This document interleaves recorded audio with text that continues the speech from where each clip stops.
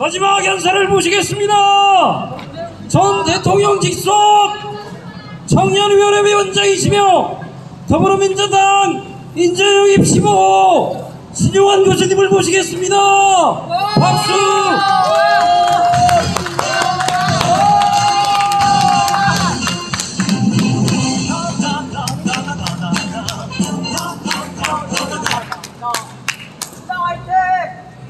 대한민국의 중심, 우국충정의 선봉, 자랑스러운 우리 충북, 청주 시민 여러분께 신용한 뜨겁게 다시 한번 인사 올리겠습니다.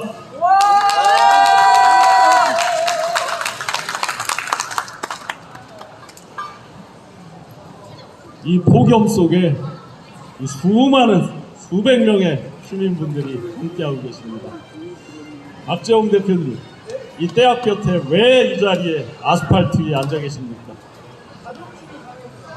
자존심이 상해서. 우리 이순복 회장님, 왜 이 자리에 나와 계십니까? 살고 싶어서요. 어느 누가 이 자리에 나오게 만들었습니까? 윤석열. 그렇죠. 그 윤석열은 지금 어디가 있었습니까? 휴가 다녀오셨습니까, 목사님? 그 윤석열 대통령 부부가 휴가를 갔죠. 어느 날이요? 대한민국 주가가 폭락하던 날. 주가 폭락해서 만족하셨습니까? 890원짜리 대파 사서 행복하셨습니까? 치솟는 물가 속에 15,000원 넘는 냉면 먹고 배부르고 행복하셨습니까? 고물가, 보안율, 보유가, 치솟는 공공요금, 이런 속에서 민생은 어디 갔습니까? 대한민국 젊은이들의 미래 일자리, 미래 먹거리, 미래 일거리는 어느 누가 만드는 것입니까? 이렇게 수많은 민생의 고통 속에서 고통은 누구 몫이라고요? 부끄러움은 누구 몫이라고요?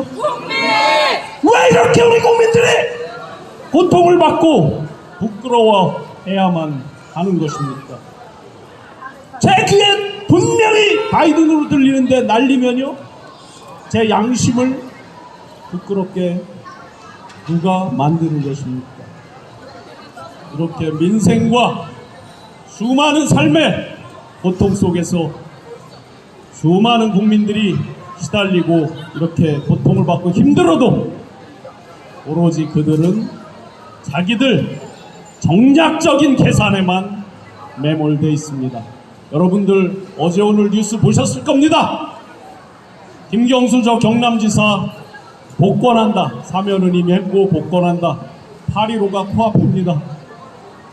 과연 그것이 그들이 대통합 대화합을 위해서, 대한민국의 광복을 기념하는 대화합을 위해서 그런 복권을 합니까?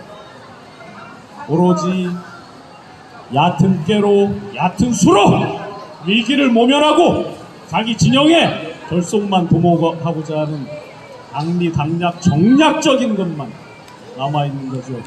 이렇게 국민들이 힘들게 고통받을 때도 이태원 참사, 과연 누구를 처벌했습니까? 우리 지역, 제 고향마을 바로 강 건너 오송 참사, 누가 책임을 진 것입니까? 아무도 안 됐습니다. 그 어느 것 하나 책임지는 모습 없고, 그 어느 것 하나 내가 국가의 최고 지도자로서 국민 앞에 부끄럼 없이 임하겠다는 자세 한번, 코멘트 한번 없는 이런 정부 과연 보셨습니까? 윗물이 맑아야 아랫물이 맑다라고 누구나 다 알고 있습니다.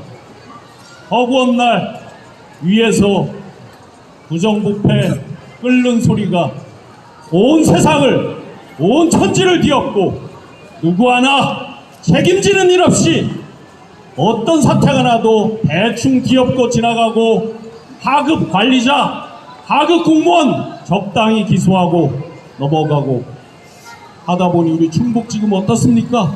청주는 또 어떻습니까? 엊그제 뉴스 보셨습니다. 중국 외자유치, 기업유치, 중국의 미래 먹거리, 미래 일거리를 만들어야 되는 그 최천병에 있는 중국 경자청이 압수수색을 받고 산하기관장이 이미 압수수색 기소가 돼서 검찰 조사를 받아도 모른다고 하고 있습니다. 과연 그런 중국이 우리말로 우리가 우리만이 외치고 있는 충청권 메가시티 선봉이 될 수 있겠습니까? 과연 21세기 최첨단을 달리고 있는 이 대한민국 한복판에서 과연 우리 중국이 대한민국의 미래를 짊어지고 나갈 선봉에 설 수 있겠습니까? 그렇습니다. 우리 스스로 깨어나고 우리 스스로 각성하지 않으면 썩어빠진 지도자들은 국민들의 의식 수준을 대만도 못하게 생각하고 그저 자기들만의 리그로, 자기들만의 논리로, 자기들만의 잔치로 모든 것을 끌고 가게 됩니다. 그 정점에 놀랍게도 용산 대통령실이 있는 거죠. 그런 대통령실 그냥 둬야 되겠습니까? 아니죠. 끌어내야 되겠죠. 그런데 아쉽게도 우리의 분노와 우리 국민들의 고통만이 고통받는다고 해서 그들을 끌어내릴 수 있는 것은 아닙니다. 대한민국의 헌법은 헌법과 법률을 위반한 경우에 한해서 탄핵을 하고 있죠. 그러니 그들은 본인들이 헌법과 법률을 정면으로 위배한 건 없다라고 오리발을 내밀면서 휴가를 즐기고 있는 것이죠. 그런데 여러분, 헌법과 법률을 위반한 게 왜 없습니까? 내일 모레면 8.15 광복절입니다. 지금 광복절을 뭘로 바꾸려고 한다고요? 건국절로 바꾸려고 한다고요. 왜 그렇게 바꾸려고 한다고요? 아까 앞전에 말씀하셨듯이 친일파 1919년부터 이어지는 대한민국의 적통을 너무너무 부끄러워하는 친일파들, 그러니 대한민국의 시작은 1948년이 되어야 그들 스스로 면죄부를 주는 것이죠. 그런데 어떡합니까? 모든 대한민국 구성원들이 합의해서 만드는 헌법 전문에 유구한 역사와 전통을 자랑하는 우리 대한민국은 3.1운동으로 건립된 대한민국 임시정부의 적통과 불의에 항거한 4.19 민주이념을 계승하며 라고 시작이 되고 있습니다. 바로 무엇입니까? 3.1운동으로 건립된 대한민국 임시정부의 적통을 헌법 전문에 명시하고 있습니다. 그러니 이것을 위반하는 순간 무엇입니까? 헌법의 정면으로 위반되는 것이죠. 국민들의 가치 이념까지를 본인들이 다 장악할 거라고 착각을 하는 거죠. 그러나 그들이 아무리 광복절을 건국절이라고 만들어도 저의 가치, 저의 이념, 저의 양심마저 그들이 지배할 수는 없는 거죠. 국민을 이기려고 덤비는 정부, 국민을 이기려고 덤비는 정권 단 하나도 오래가지 못했습니다. 군주 민수 백성들은 배를 띄울 수도 있지만 그 배가 백성들의 영리를 건드리고 백성들의 마음의 물결을 거슬러서 갈 때는 단 하루아침에도 그 배를 불러 엎을 수 있다는 아주 단순한 그 만고의 진리를 그들만 모르는 것이죠. 또 있습니다. 여가부 장관 벌써 그만둔 지가 6개월이 됐습니다. 아직까지 지명을 하지 않고 있습니다. 저랑 같이 일을 했던 윤석열 대통령 대선 당시에 일을 했던 그 장관 사표 낸 지가 6개월이 넘었습니다. 한덕수 총리 4월 11일 날 사의 표명을 했습니다. 아직까지 후임자를 지명하지 못하고 있습니다. 요즘 그 뜨거운 논란이 되는 방통이 5명 합의제를 만든 취지가 뭐겠습니까? 여야가 공히 추천하는 5명의 위원들로 합의를 해라는 뜻이 뭐겠습니까? 아직도 2명으로 못하라는 법 있냐? 어디 5명으로 꼭 하라는 법 있냐? 보세요. 국민들을 개망나니 무지랭이 취급하는 거잖아요. 그럼 이게 뭡니까? 법에 정해져 있는 거 지금 안 지켰잖아요. 장관 임명도 안 하고 총리 사의표만 해도 뭐 그래요. 그런 정도는 정부적 판단이라 치자고요. 그런데 왜 방통위 이런 것들은 정면으로 어겨가면서 합니까? 이게 아마 민간 CEO들이 그랬으면 바로 업무상 배임으로 잡아 넣었을 거려? 그러면 한 가지 묻겠습니다.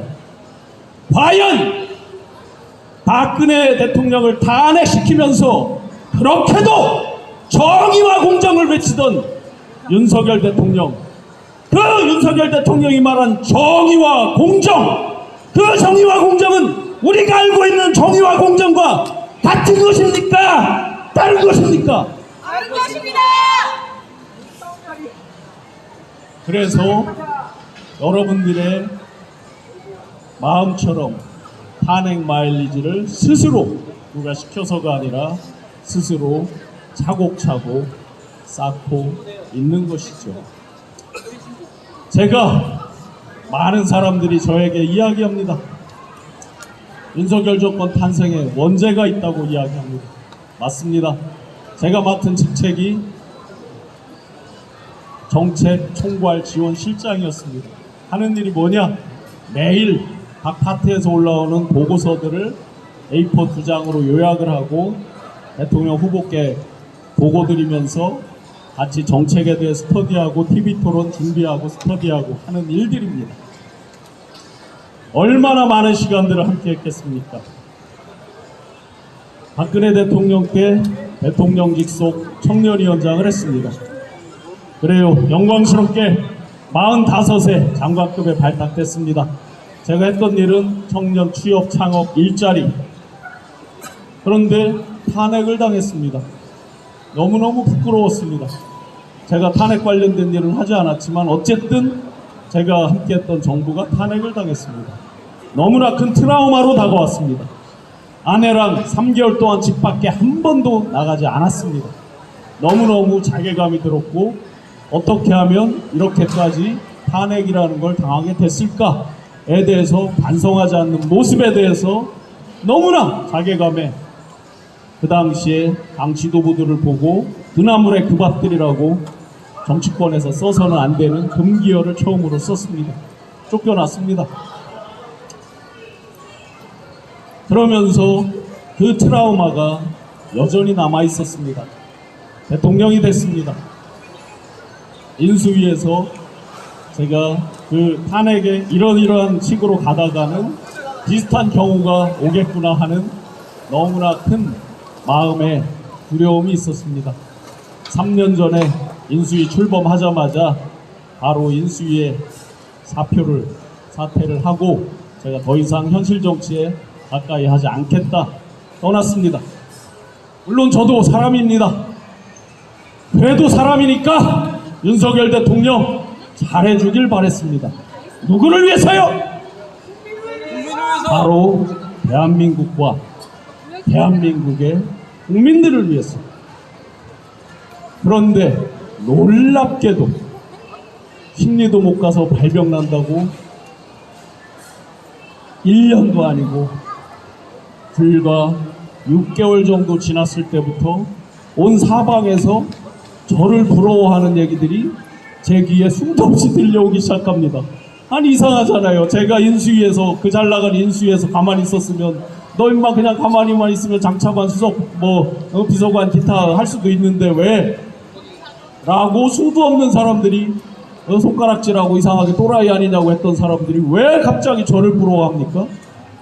이게 저 신용환을 부러워하는 게 얼마나 국민적 국가적 불행인지 다시 한번 자괴감이 듭니다.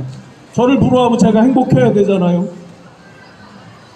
그런데 너무너무 부끄러운 자괴감이 듭니다. 그래서 결심했습니다. 지피지기죠. 그리고 언제 있다고 하시는 건 맞습니다. 제 스스로 대한민국의 미래를 위해서, 우리의 미래, 일자리, 미래 일거리, 미래 먹거리를 위해서 스스로 결자해지를 하고 나가야 되겠다라고 마음을 먹었습니다. 이제 국민들을 아나무인식으로 깔아뭉개고 대충 거짓말로 넘기고 임기응변으로 덮고 넘어가려고 하는 수많은 일들, 여러분들 적당히 참고 시간이 가면 해결되겠지 절대로 넘기지 마세요. 바로 그 피해가 누구한테 온다? 여러분들 실생활로 곧 다가옵니다. 저 자신 상당히 긴 시간을 침묵 속에 있었습니다. 정치 얘기 평소 하고 싶지도 않았습니다. 제 SNS 보셔서 알지만 주로 경제 얘기 아니면 잘 하지도 않았습니다. 그러나 최근에 재해병 사건, 그리고 마약에 관세청이 개입돼 있다 등등등 이런 것들을 또 적당히 또 국민권익위의 국장 직무대리가 그 안타까운 선택을 하고 이런 것들을 보면서 더 이상 참고 방기하고 하는 것들은 제 양심에 반하는 일이다 라고 생각을 했습니다.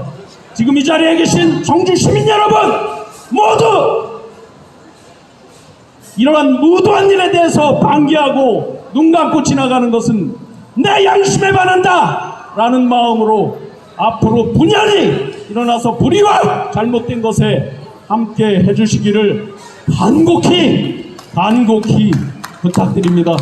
그 간곡히 부탁드리는 마음을 담아서, 우리의 다짐에 마음을 담아서 마지막으로 구호 한번 외치겠습니다. 제가 민생 파탄 하면 못 살겠다, 무도한 정권하면 탄핵하라. 지금 수백 명이 모이셨습니다. 저 한 명 목소리보다 작으면 전방에 함성 10초간 발사하고 다시 하겠습니다. 자, 인생 파탄 못 살겠다, 무도한 정권 타도하라, 탄핵하라. 민생 파탄 못 살겠다, 무도한 정권 탄핵하라. 고맙습니다.